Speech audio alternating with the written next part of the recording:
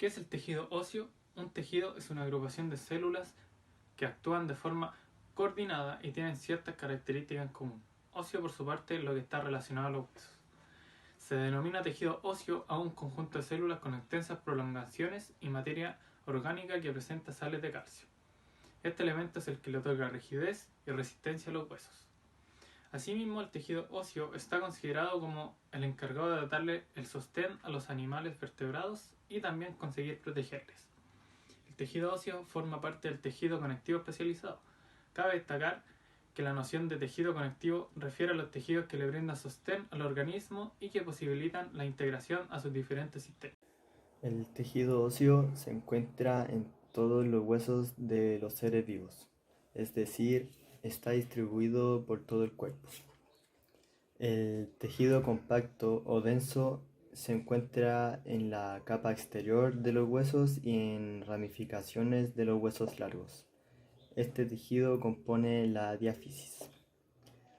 El tejido esponjoso está presente en el interior de los huesos del cráneo, vértebras, esternón y pelvis, y al final de los huesos largos.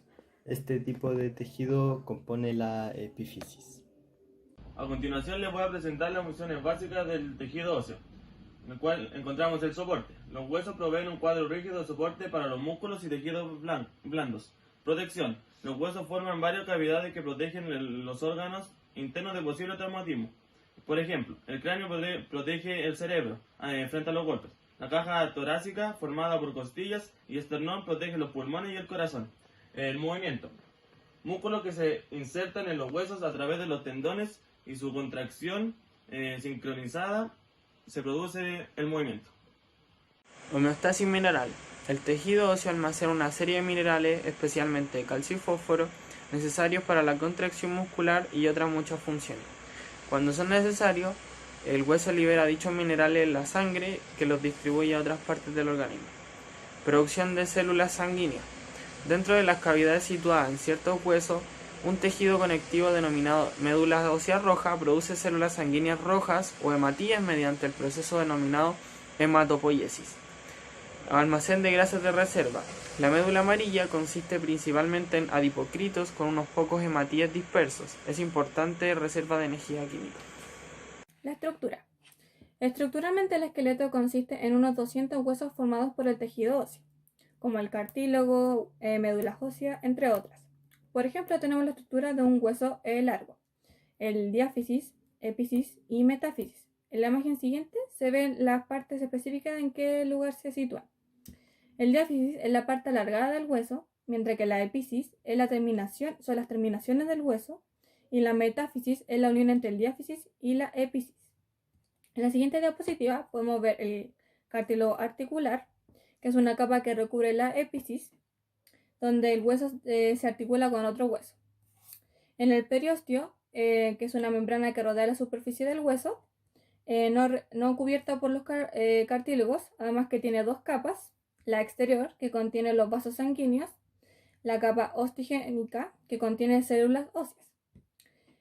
También tenemos la cavidad medular, que es el espacio cilíndrico situado en la parte central del diáfisis. El endósteo finalmente, que es membrana que contiene las células osteoprogenitoras. En eso consiste la estructura.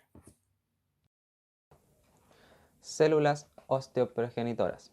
Estas células están en la superficie del tejido esperando a ser activadas por una hormona.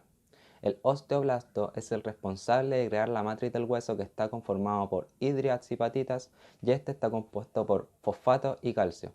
También ayuda cuando hay una quebradura en el hueso al crecimiento y a regularizar los niveles de calcio y fosfato en la sangre. El osteocito está ubicado en la parte más importante del hueso, y estos crean prolongaciones para así unirse y crear un complejo sistema. Su función es sintetizar y reabsorber los componentes de la matriz. El osteoclasto tiene una función contraria al osteoblasto, ya que su función es eliminar el tejido óseo y así reabsorber y sintetizar la matriz orgánica. Clasificación del tejido óseo. Se organiza de dos formas. Una está el tejido óseo esponjoso y otra el tejido óseo compacto. Está formado por delgadas trabéculas. Se localiza al interior de los huesos del cráneo, vértebras, pelvis y esternón. Su estructura es muy similar a la de una esponja. Su función es actuar como andamio que provee rigidez y soporte en la mayoría de los huesos. Hueso compacto. Se localiza en porciones externas de todos los huesos. Posee una estructura muy dura. Este hueso provee soporte y rigidez al igual que el otro hueso y forma una capa sólida sobre los huesos, la cual evita que sean rotos con mucha facilidad. Bueno, yo les voy a hablar sobre la clasificación de los huesos según su forma. Están los huesos largos, que son huesos duros y resistentes que brindan resistencia, estructura y movilidad.